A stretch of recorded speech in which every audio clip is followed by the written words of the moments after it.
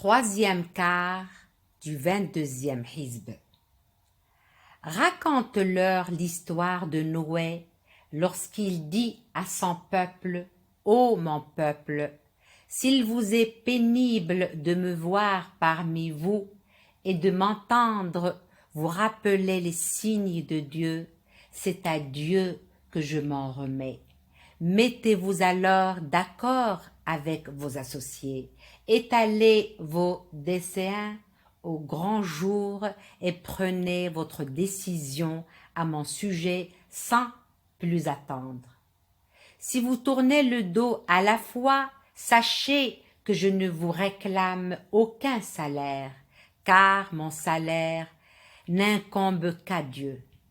Il m'a été ordonné d'être soumis à sa volonté, mais ils le traitèrent d'imposteur et nous le sauvâmes, ainsi que ceux qui l'accompagnaient sur l'arche.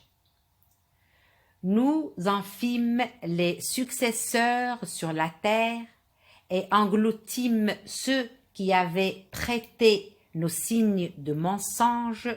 Considère quelle fut la fin de ceux qui avaient été pourtant avertis. Après lui, nous avons envoyé d'autres prophètes munis de preuves évidentes à leurs peuples respectifs. Mais ces derniers n'étaient pas disposés à croire en ce qu'ils avaient naguère traité d'imposture. C'est ainsi que nous scellons le cœur des transgresseurs.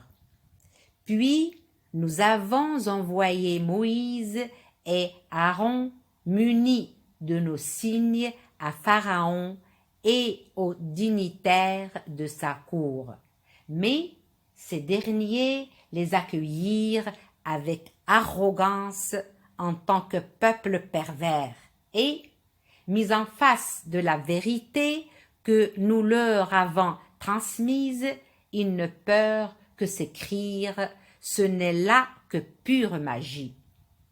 Et Moïse de répliquer « Comment pouvez-vous traiter de magie la vérité qui vous est transmise alors que l'œuvre des magiciens ne peut jamais prospérer? Es-tu venu, répondirent-ils, pour nous détourner du culte que pratiquaient nos ancêtres et pour vous accaparer tous deux du pouvoir dans ce pays? Non, nous ne croyons pas en vous. Et Pharaon d'ordonner « Amenez-moi tout magicien habile ». Et lorsque les magiciens se présentèrent, Moïse leur dit « Agissez comme bon vous semble ». Et quand les magiciens s'exécutèrent, Moïse leur dit « Ce n'est là que de la magie que Dieu rendra vaine, car Dieu ne fait jamais prospérer l'œuvre des pervers. Dieu, par ses arrêts, confirme toujours la vérité, n'en déplaise aux criminels. » Mais ne crurent en Moïse que quelques jeunes de son peuple par crainte des représailles de Pharaon et de leur chef, car Pharaon était dans son pays à la fois hautain et despote. « Ô mon peuple, dit Moïse, si vous croyez en Dieu, mettez votre confiance en lui en tant que peuple soumis à leur Seigneur. » Ils répondirent alors, « Nous mettons notre confiance en Dieu. » Seigneur, ne fais pas de nous une tentation pour ce peuple d'oppresseurs, protège-nous par ta miséricorde de ce peuple infidèle. Nous fîmes alors à Moïse et à son frère cette révélation. Prenez pour votre peuple en Égypte des demeures, faites-en des lieux de culte, observez la prière et d'annoncer la bonne nouvelle aux fidèles.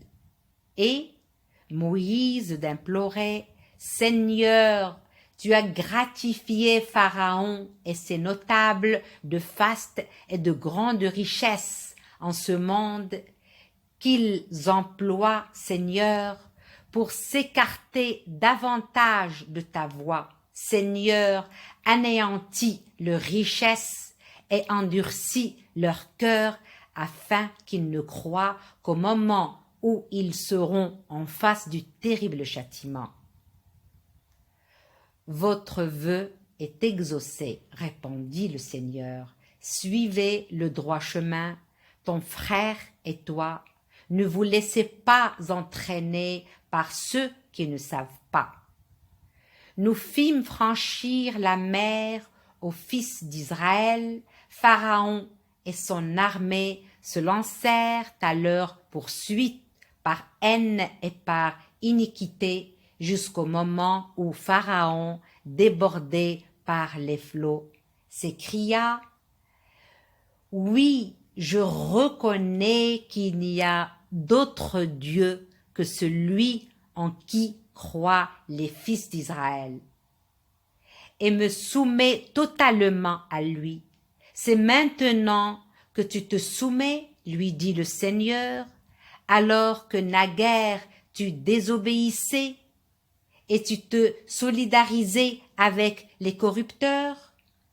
Aujourd'hui, nous allons épargner ton corps afin que tu serves d'exemple à tes successeurs, bien que la plupart des hommes restent indifférents à nos signes.